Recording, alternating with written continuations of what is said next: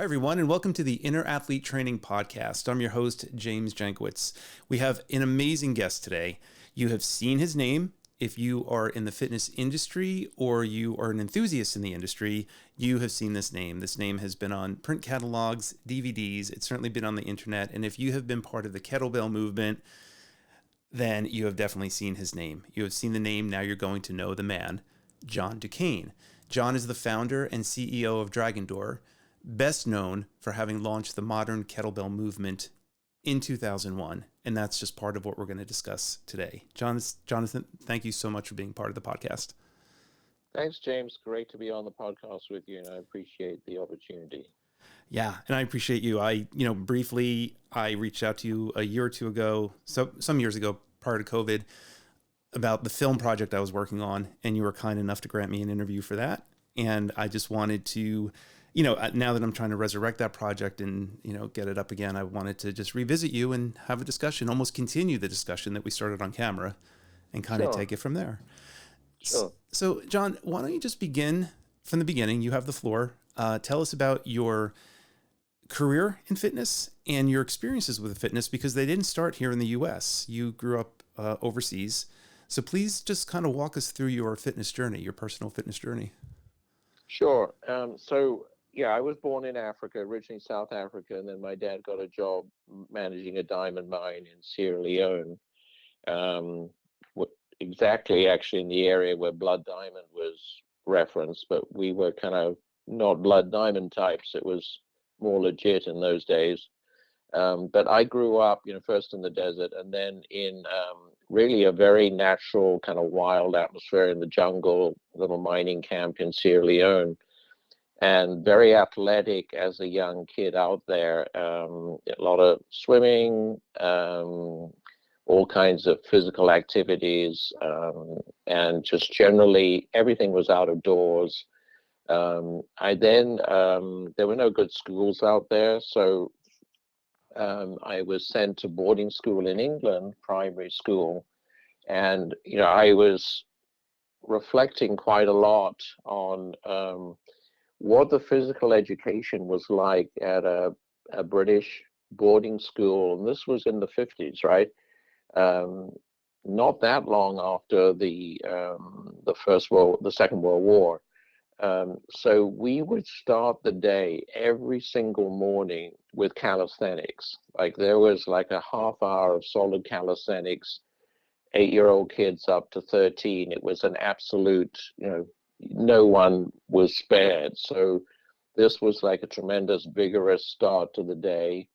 And then the British culture, I think, in that time and on physical fitness was, particularly in boarding schools, was very focused toward a lot of gymnastics and organized sports. We'd play rugby, soccer, hockey, field hockey, and cricket. But there was also gymnastics was extremely important. I can't remember how many days a week, but probably 3 or 4 days a week, we would be in the gym. And so a lot of body weight exercise, a lot of gymnastics, boxing was included. There was one of the things I think is different from those days, from what happened. We was referencing Ed Thomas before we started talking. Ed talks about the extent to which organized sports in the U.S. Meant that a very large number of people in school really didn't get to participate very strongly in physical activity anymore, and the physical activity tended to be rather limited. That was very far from the case in my upbringing. As a kid in primary to start with. When I got to secondary school, again boarding school. I had very strong legs. I was a very, very fast sprinter. So one of the things that became key for me was I was representing my school in track. And interestingly, my two co-runners were, one of them married Princess Anne later, and the other was a iconic folk singer, musician called Nick Drake, who died tragically in his early 20s after 3 fantastic albums.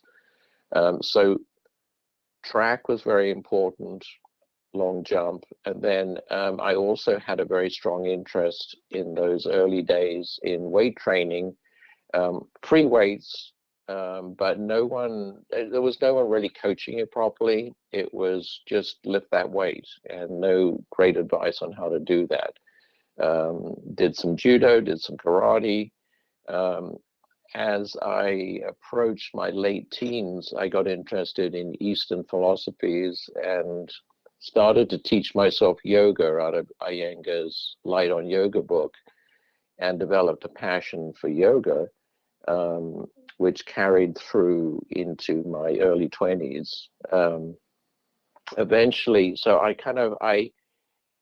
I naturally like to share my enthusiasms for what was working physically. So I was already actually in the early days feeling like I wanted to somehow transmit my enthusiasm to others. And I would often teach my friends movements in martial arts or yoga or whatever that appealed to me. The next kind of big change for me, the big transformation was through my spiritual aspirations. I decided to go to an ashram in India when I was like 25 years old. And when I was there, there was a tremendous emphasis on physical movement as a component of spiritual development. So it included everything from ecstatic dancing, Sufi dancing, dynamic meditations, and then I was introduced there to Qigong and Tai Chi, and that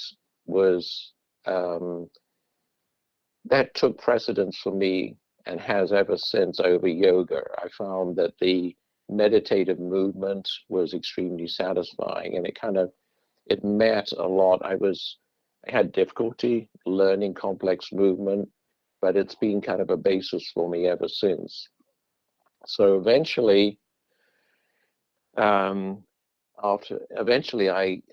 came back to England, and then was over in the States, met a local lady in St. Paul, married her. That's Andrea, who's still very much involved with Dragon Door, and became seriously involved in Kung Fu and Tai Chi here, and eventually was asked to start a publishing company with a Tai Chi teacher of mine here.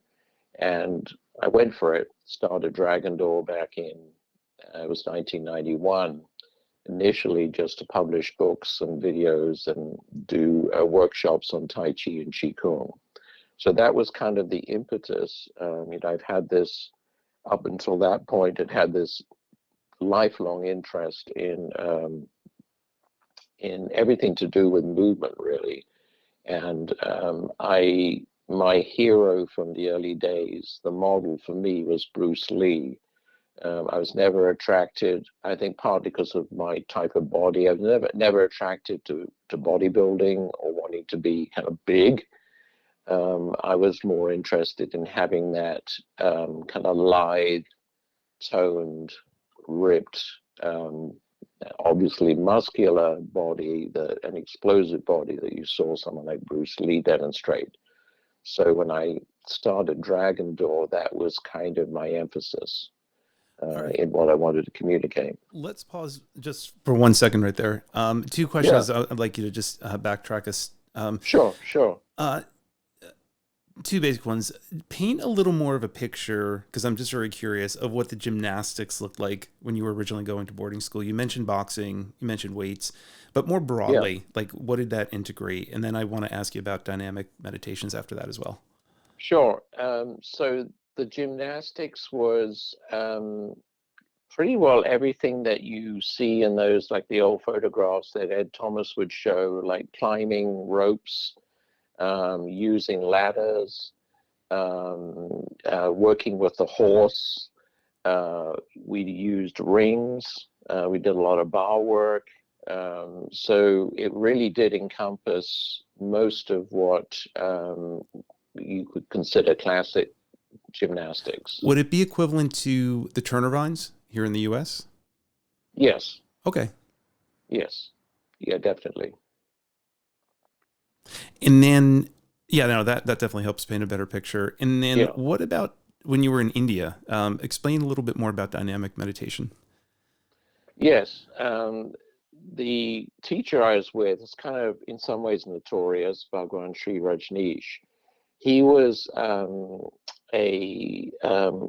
originally a professor of philosophy who, according to him, became enlightened and started to kind of spread the word. He attracted a lot of very bright, forward-thinking Westerners.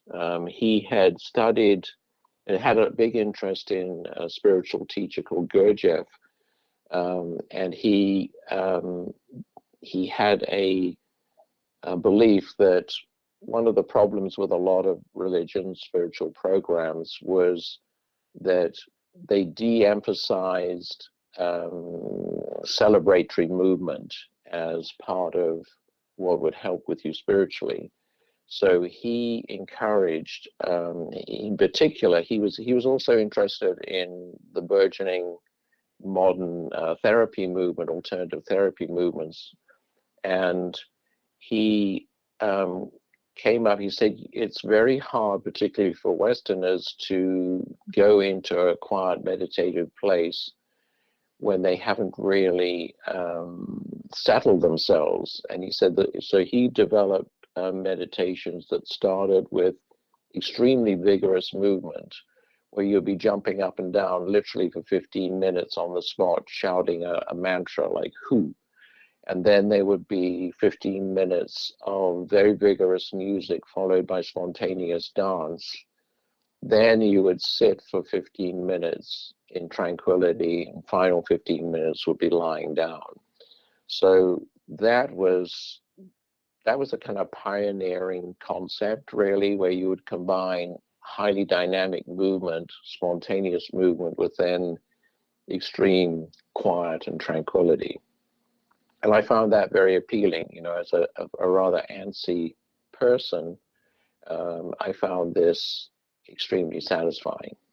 So that was kind of something that I then kind of have carried on in my later life, is kind of an attraction to vigorous movement followed by a more kind of tranquil aspect. That's so fascinating because my brand, the inner athlete, was sort of born from a similar instinct. I've been a student of meditation since my early 20s, so it's been quite a while. Oh, okay. Yeah, and that's a whole other story. I went out to California to learn it, but long story short, as a trainer, as I evolved as a personal trainer, I was always exploring those ideas both with myself and with my clients, and the whole inner athlete concept was really born in this idea of, okay, we can be very calm when we meditate, which is great, right? But can we take that into a physical activity that would normally induce a lot of stress, right? So in other words, can you still hold that same calmness when you're doing a pull-up? Can you still hold that same calmness when you're sprinting? Can you still hold that same calmness if you're in a martial art type of environment?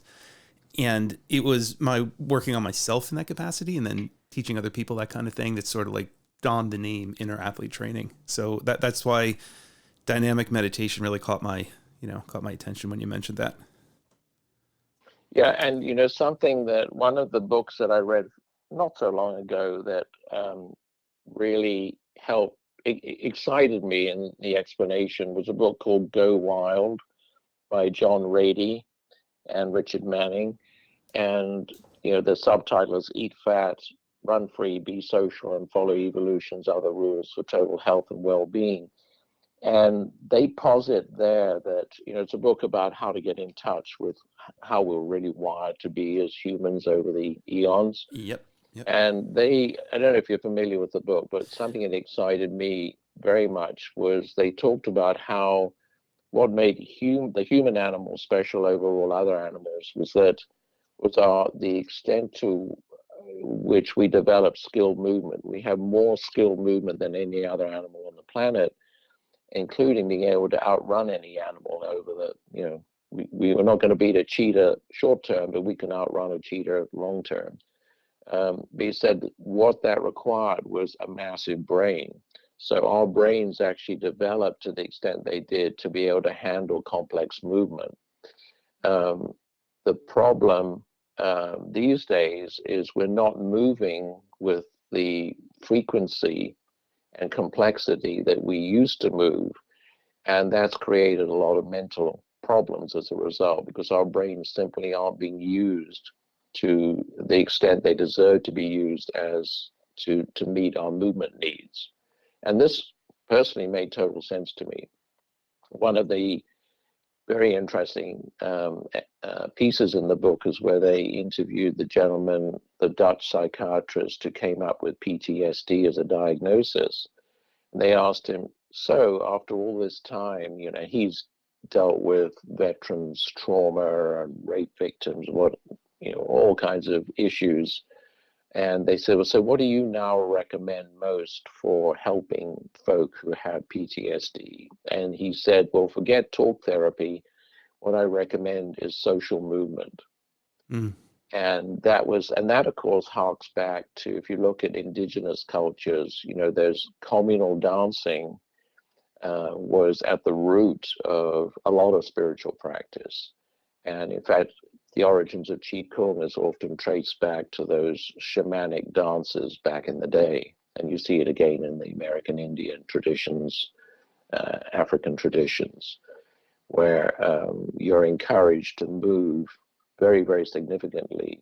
And that induces kind of a sense of well-being, because it's what we're built for. But we've lost that. That's one of the things. So that, for me, has been, it's certainly explained why I am so attracted to learning, practicing, and sharing complex movement. Sure. Yeah. And I did read John Rady's book, Sparks. And then once I read that led me to Go Wild. So I did read that one too. But oh, cool. Yeah, Sparks opened my mind to that, because that's where he goes into a great bit of detail, about how movement was so instrumental in our evolution, yes. our ability to yes. think and process, and like, who knew, right? So, but it makes perfect sense. Like, all the neural pathways that are created just by walking barefoot on an unstable surface are just like imaginable in our mind, unimaginable.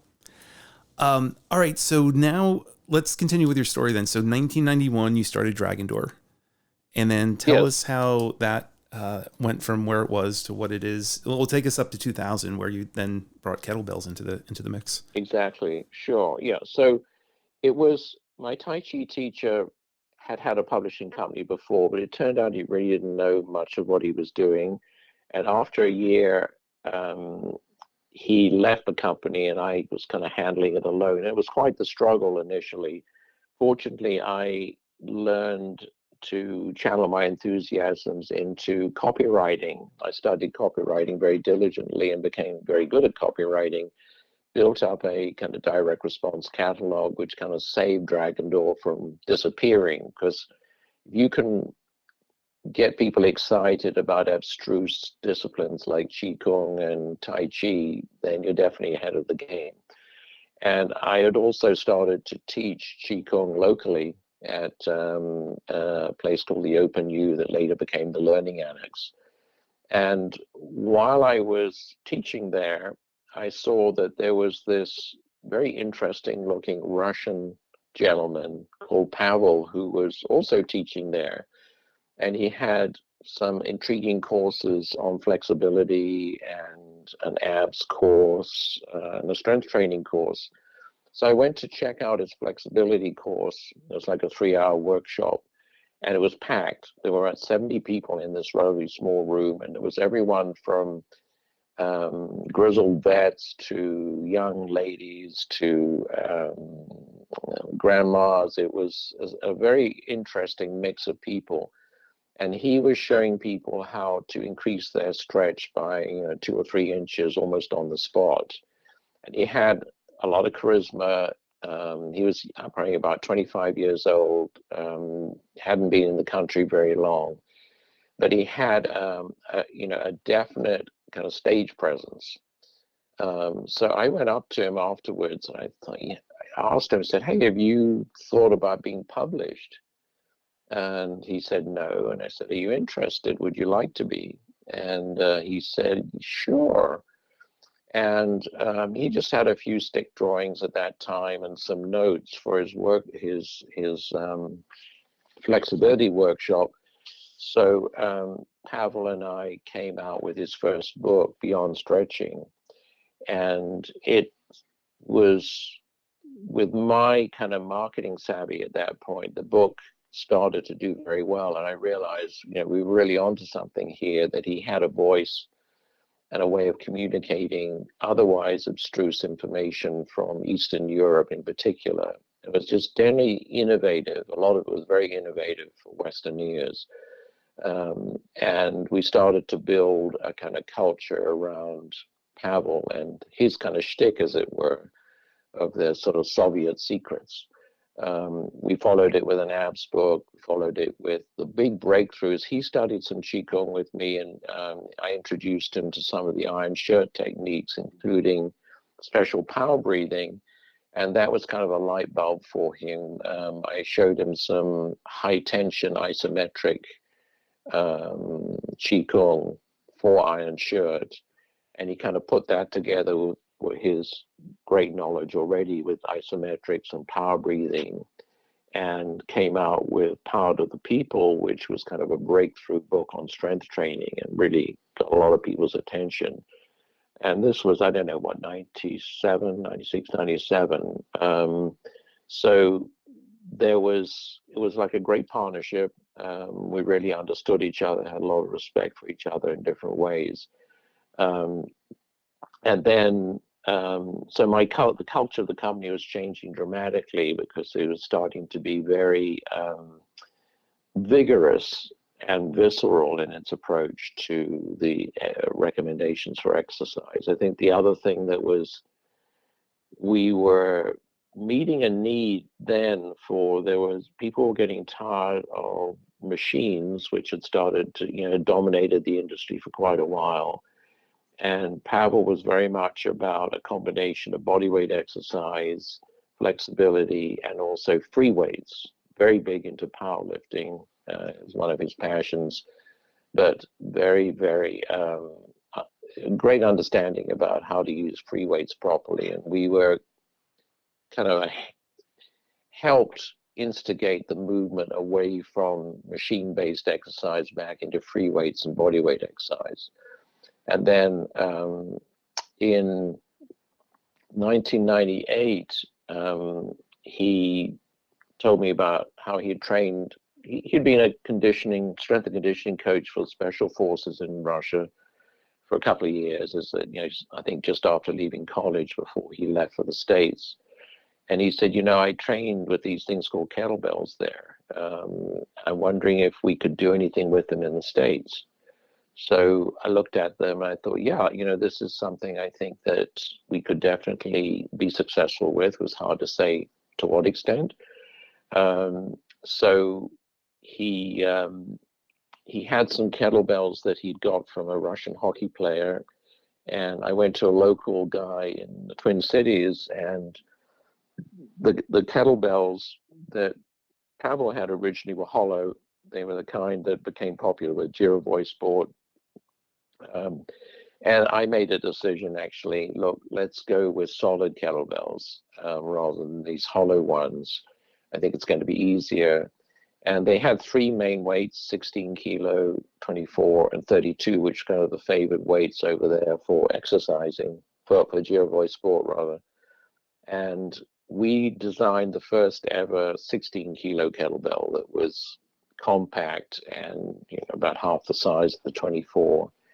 And then a larger 32. So they weren't the same in shape as the original Russian kettlebells, but we felt we could do better with these solid kettlebells. So we made them in Minnesota, and we launched the whole thing in 2001, just around the time 9/11, actually. And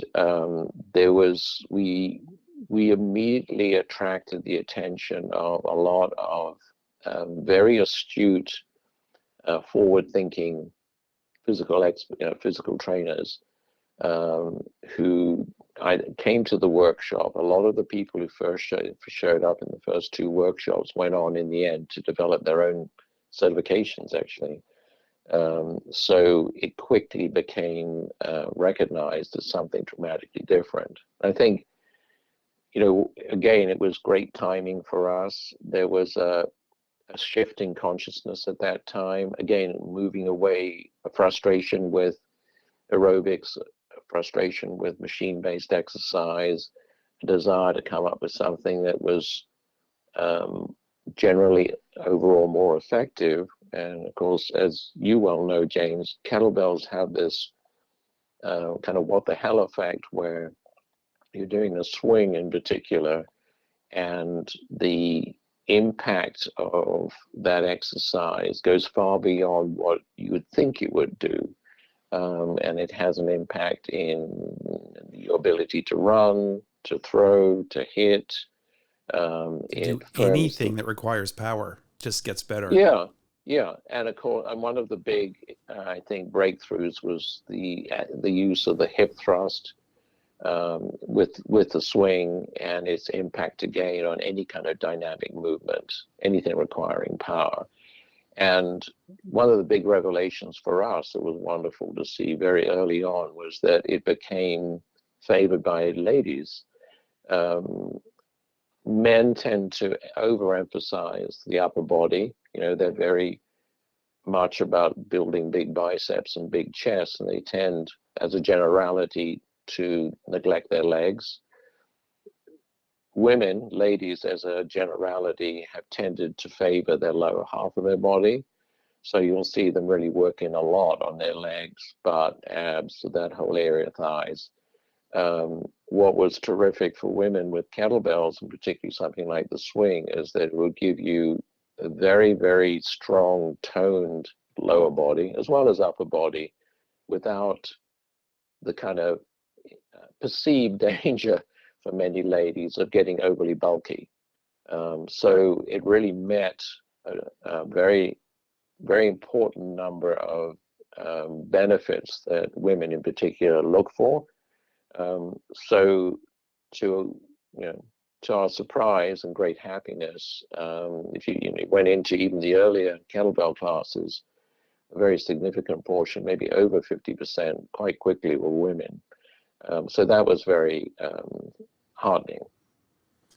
Yeah, I remember when I was working in corporate fitness back then. Yeah. So go back to circa 2002. It was such a hard sell. I kept trying to get kettlebells into our gym, and just nobody really knew what they were, and it was so hard to get it, to even explain it to it, because it was such a nascent industry at that time. And it's like, no, these things have a history. These things have a legacy. They're just here in the U.S. now, but they've been around for a long time. So yeah, very, very challenging. But eventually they did, get in, and now you can't walk into a gym without seeing them, which is great. Yeah. But go ahead. I'm sorry. Well, I think, one of the things that you're bringing up there is kettlebells do require very good technique. They do require a lot of understanding of how to properly use them. And of course, that's been abused in the current culture. But one of the things, the first job I got in the States before I started my publishing company was I was director of a certification board for chemical dependency counselors. And I understood, the whole idea of a certification for counselors who are mainly recovering addicts and alcoholics was, how do we present ourselves as credible and professional? So one of the big light bulbs that went off for me as director of that certification board was, here we had developed a system for showing competence and credibility for this particular group of folk, that we were professionals. So when Pavel and I launched the modern kettlebell movement, I said, one thing we absolutely need to do is create a kettlebell instructor certification program, because we will then anoint ourselves as the authorities. First of all, we'll be saying we're it. We'll be saying we're competent, we're professional, we know what we're doing, and this is what you need to do to be successful. As a result, we were able to give people who wanted to teach it to others a full program that would allow them to teach it successfully and get the results that they wanted to get and which they wanted their clients to get.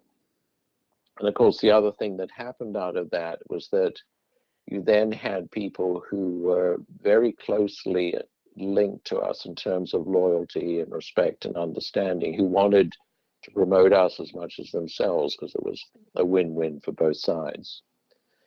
So yeah, it took 2 or 3 years, I guess, but within 2 or 3 years, there were sufficient people who were trained in it that it started to get real traction as something viable. And walk us through a little bit about the history of kettlebells prior to the coming into the U.S. Pavel's experience with them. Like, what's the lineage of kettlebells? Yeah, it's fascinating because it's a bit like there's a lot of mythology, and I don't say we didn't try to encourage some of that mythology initially. When we were first getting people excited about kettlebells. I've seen the same thing in Chinese martial arts, like lots of, wild claims about the history and lineage. As far as I can see, the bottom line originally was that they were weights that were used to measure in the marketplace, that you want to, from very, very, very small. I had a tiny little kettlebell, probably about a ½ pound, 1 pound weight. But there were all kinds of sizes of kettlebells that we used on scales to weigh products in the market. And I think at some point, these were seen as a useful and easily manipulated weight that could be used for exercise. So that developed initially in Russia, but it spread back in the early part of the 19th century, 20th century rather. There were folk in Germany, England, and then the States, particularly strongmen, who gravitated toward kettlebells and found them an exceptional tool to use. This continued until, I'm not sure exactly, but basically when the machine started to take over, kettlebells started to kind of just disappear from common consciousness, other than in Russia. They were very, very popular in the 1920s, 1930s, probably into the 40s. But when we decided to launch kettlebells in 2001, we were looking at it in 1999, 2000. The only kettlebell that was around at all was this adjustable kettlebell that Iron Mind was selling, and it was almost, no one was really paying attention to it. And it wasn't finally a very effective type of kettlebell. So the Russians had developed it as a sport. So they had developed this Girovoy sport, which was really, the emphasis was on being able to lift as much as possible over a particular 10-minute period of time. So that tradition continued. What Pavel, tremendous credit to Pavel for seeing how, instead of the Girovoy approach, he developed kettlebells that align more closely with powerlifting and with his background in karate and martial arts, and an understanding of combining dynamic movement, high tension, the ability to relax very quickly, the whole kind of system, school of strength that he helped create. It was a very different process. It was not so much how can we lift a lot of weight quickly with the least possible effort. It was, let's make this as hard as possible to then transfer into successful dynamic power in any kind of sport or activity. I can't imagine having found a better ambassador, like the two of you together. But for you to pick Pavel, his approach is so unique, authoritative, and almost humorous at the same time. Oh, totally. The sense of humor is very important. Yeah. Yes. Yeah. And those three qualities just made him a delight to watch and listen to and read. And it sounds like a match made in heaven that the two of you connected and, went on with your trajectory and, putting kettlebells out Yeah, there. yeah, it's like some of the. It always reminded me of kind of Jimmy Jam and Prince, or Keith Richards and Mick Jagger, or one of those kind of relationships Yep. where there was a tremendous partnership and genuine synergy. Yeah, definitely. Yeah, absolutely. So you've been in the industry a long time. Tell us a little bit about the trends you've seen, and what do you feel have been some of the most impactful, commercially or otherwise, that you've seen from your time as a young man in Sierra Leone, and then being in the fitness industry all in the United States throughout your adult life. Yeah, I've kind of referenced it. I think that, the big, as I say, when I was growing up, there was much more emphasis on natural body movement and on gymnastics and on sport activity that was available to the general populace. And I can't really reference Africa in particular. I was brought up for a few years in Sierra Leone. Was essentially a British colony at that point. So it really, the physical culture was from my experience in England in a boarding school and then I see.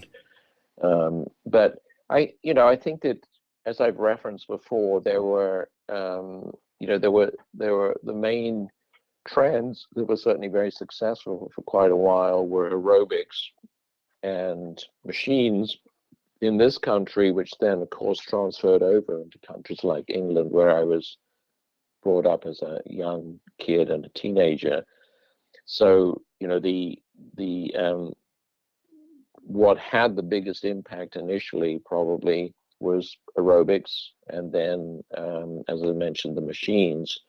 And then later, of course, bodybuilding had a huge impact. And I've never been personally attracted to bodybuilding in terms of, you know, the the temptation to use steroids and other kind of performance enhancing drugs. And I'm not attracted personally to size for its own sake. And I think that was, had you got to credit Arnold and others for having got people very, very excited about kind of developing themselves to the max. But there was an unfortunate side to it. And I think that, what the big trend after that was toward so-called functional fitness. And I'd credit Pavel again with, being one of the pioneers in developing a functional fitness approach where it was more, you want to be as strong as you look, and you want to be functionally very strong and adept, and you need to be able to move well. So I think that was one of the great shifts and trends, was moving back into free weights, back into combining free weights with calisthenics. I should say, for us, for Dragon Door, after having developed kettlebells, the next big breakthrough for us, and I think we can definitely give ourselves credit for having inspired a whole new interest in calisthenics for our author, Paul Wade, and his landmark title, Convict Conditioning, which kind of laid out a very, very careful, progressive plan for getting way stronger with 6 core bodyweight exercises. And that has continued. I think the calisthenics movement has been very robust. So I think, and then one of the trends that I've followed over the years that is it's almost like a secret of strongmen is working with isometrics. Very popular with martial artists. Bruce Lee is one of the great pioneers. In my 20s and 30s, used the Bullworker, which was a very, very successful isometrics product, and got great results from it. Isometrics was always something which only the most diligent and astute tended to keep doing, because it was very hard to measure the amount of force that you were truly generating and to measure your progress. If you're not able to really measure your progress, it can get hard to feel motivated to continue. So one of the things I'm proud of personally right now is we feel we're about to make another major shift in consciousness with our IsoChain isometrics device, which allows you to electronically measure the force you're generating and therefore actually really gauge how you're getting stronger using isometrics. John, So I explain see, that a yeah. little bit. I remember a while ago, circa 2005 or six, I think, I was training in close quarter hand-to-hand combats, and I remember Pavel came in to give a workshop. Our instructor was able to get him to come in. He did a whole thing on isometrics that was a game Uh-huh. changer for me. Yes. And now we're at this point where you guys have this ISO chain. Explain the principles of isometric and just explain that product, because I've seen it out on the market and I've read the reviews. It looks incredible. But just walk us through a little bit about how isometric, no range of motion in the joint, is actually good for stimulating strength. Yeah, it's a kind of a completely different process because it doesn't tear down the musculature in the same way that dynamic weightlifting does, and it allows you to build a much faster, more condensed strength without hurting the joints.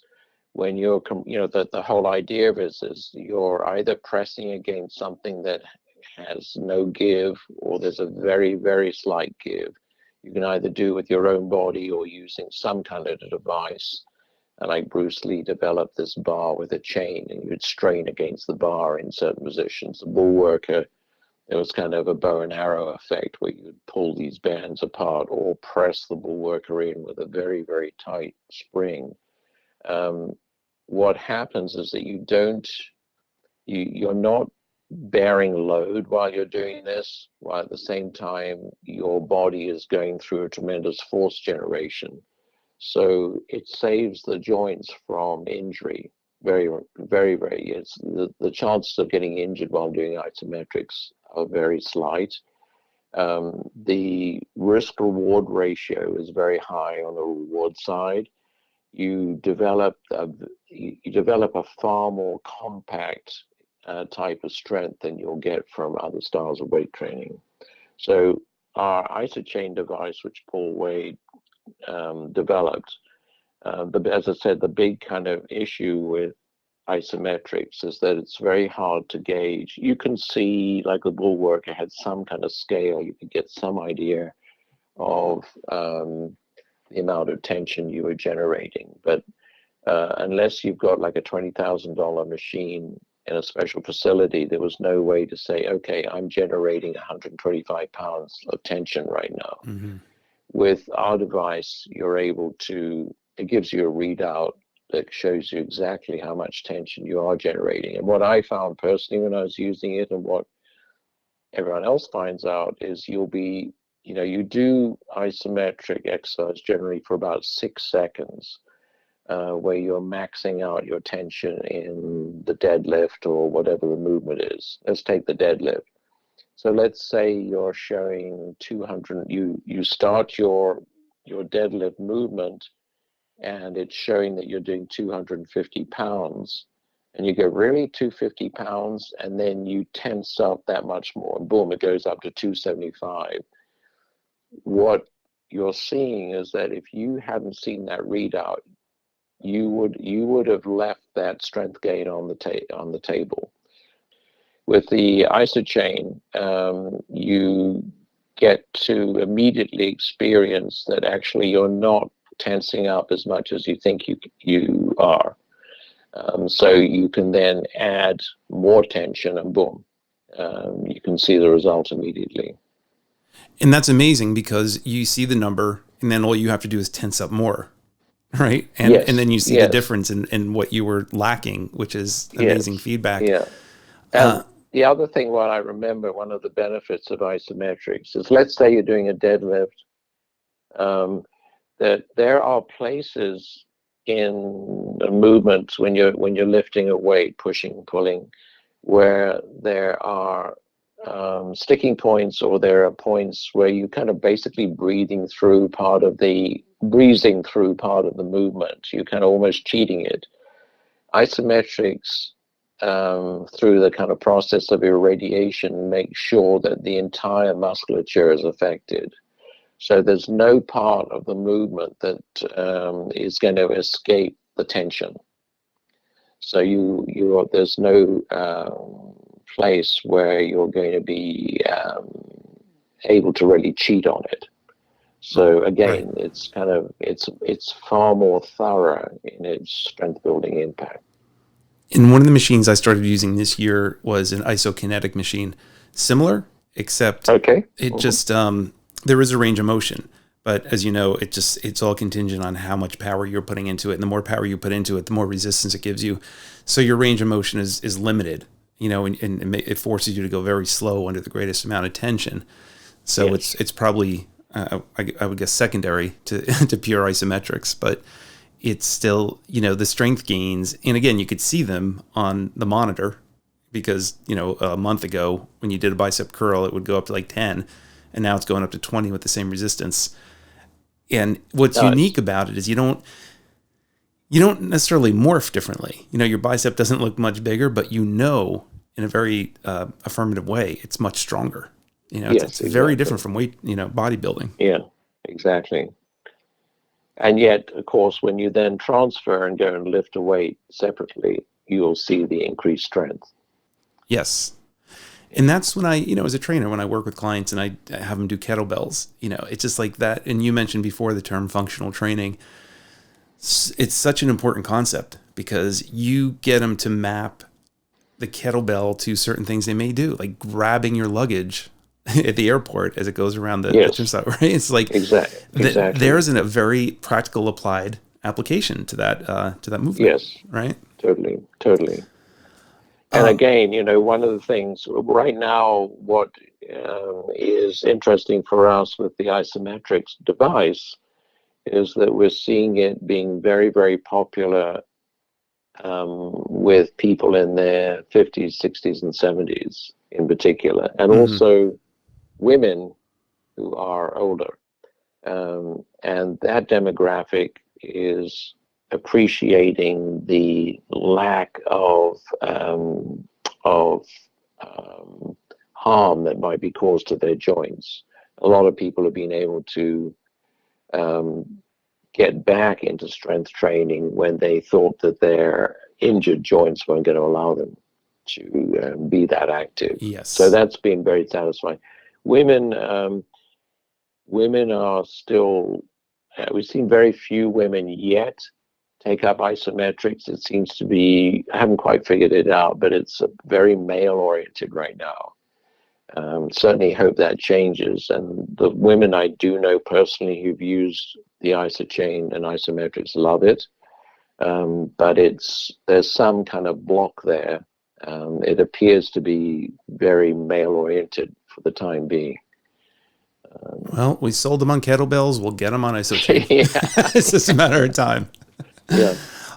One last question I want to ask you more broadly, sort of a 30,000 foot view, philosophical view, if you would, but you've been in the game for a long time. How are we looking at fitness in this current day and age where everything seems to be going more AI motivated? Is that changing us? Are we looking at fitness differently? Are we processing it differently? And especially if you think of the term of, the scope of John Rady's work, and how do you see us perceiving fitness now? Has it changed in a profound way since, let's say, the 1950s? Technology has certainly changed, but do you think that technology has changed our mindset toward it? Yes, and I think I'm kind of, I don't have any firm conclusions, James, really about that. I'm not personally drawn to using AI. I guess we're using it with the isometrics device. I think biofeedback in any form is proving very valuable. It fascinates me. The last thing I'm going to do is note how many steps I take in a day. And it's kind of amusing that 10,000 steps a day thing was originally a Japanese marketing ploy to sell some device that then got taken up and kind of received some kind of vindication from the scientific community. But I guess I like AI in that it's stimulating people. There's certainly a mentality that humans have. That again, it comes down to measuring that if you can do your 10,000 steps, then you've achieved something and you have a sense of accomplishment. Anytime you can keep any regime like that going, it's good.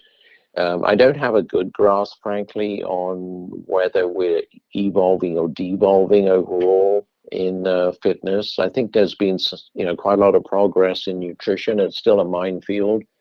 That's something we haven't really got into here, and would be a kind of separate whole call. But I think that, I guess overall, I would say we're probably moving in the right direction, with people being encouraged to interact with AI to monitor the kind of results they're getting. But I don't have, beyond that, I don't have any great insights at this point. Do you have any thoughts yourself? Sure. Yeah. It terrifies me. Right. Because I look at, I look at ChatGPT and I look at how that's going to change industries, jobs, and everything else. And the relationship between the body and the mind has been tenuous, to say the least, since Greek civilization, when we first started exploring it.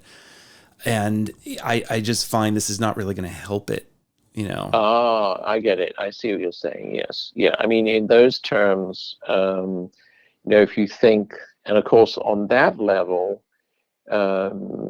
I I was brought up and very attracted from quite an early age to Chinese martial arts and Qigong and meditative practices, which, as you rightly say, was very much the understanding in the early Western civilization's appreciation of Greek culture and Roman culture from the early days was that mind-body connection. And I know, as someone who was brought up in England, that tradition did continue to quite an extent, with the whole idea of mind and body being closely related. I think that you're right that with a reliance on AI, you can get away from the need to be attentive to what's really going on within your own being. And that's one of the great values of martial arts practice, I think, and also practicing kettlebells the way Pavel originally introduced them, was with tremendous level of attention to the skill of strength in this case. Social movement, I think part of the benefits of, say, doing something like salsa or bachata or one of the other social dances, is that to be successful with it, you have to be like a martial artist. You have to be extremely attentive to the partner that you're dancing with or moving with. And that is a supreme value. I think it goes back to our earlier conversation about go wild. As to be spiritually and mentally healthy, the body needs to be moving as in full integration with the mind. They're not separated. They're not. And Yeah. And that was threatened in the Middle Ages, certainly with Descartes, who said they were separated. Yeah. And then there was a whole, to do about that. Yeah. And I feel it took us so much effort to finally, come back to the fact that they are linked as one. And I don't want it to be, the unholy trinity. I don't want it to be body, mind, AI. Right. You know what I mean? That's my concern. Yeah. Well, I think it's a valid concern, and I haven't, frankly, thought about it enough to be cogent, to give you a really good answer about whether how dangerous it might be, particularly as kind of a general trend. We will see sooner than later. Yes. Yeah. It's knocking on our door. Yeah. But let me open it to you. Is there anything else that you'd like to say that hasn't been a question of mine so far that you'd like to leave us with? I just, it comes back, I think that it's one of the things that I remember that inspired me from the early days with Pavel, from I think it was the Super Joints, one of the first books we came out with, was based on Asimov's work, was the older you get, the more you need to move. And this was particularly in reference to joint work. But I think that whatever you do, make sure to keep cultivating skillful movement. And this is going to stack the deck in your favor for your future well-being and equanimity. Very, very well said, regardless of age. Correct? Yes, exactly. Yep. John, thank you so much for sharing this hour with us. I really appreciate it. How could thank people... you, James. No, my pleasure. My pleasure. How could people reach out to you and or Dragon Door if they needed to get in touch with you? Yes. Dragon Door, if you're interested in looking at things like the kettlebells, the isochain, or any of that, it's Dragon Door, DRAGONDOOR.com. And to reach me, you can go through our support system, and that would be support@dragondoor.com. And any question that is for me gets routed to me, and then I will definitely respond. Awesome. Well, thank you again, John. We appreciate your time, and we'll have this episode out shortly. Thanks, James. Appreciate it. Thank you.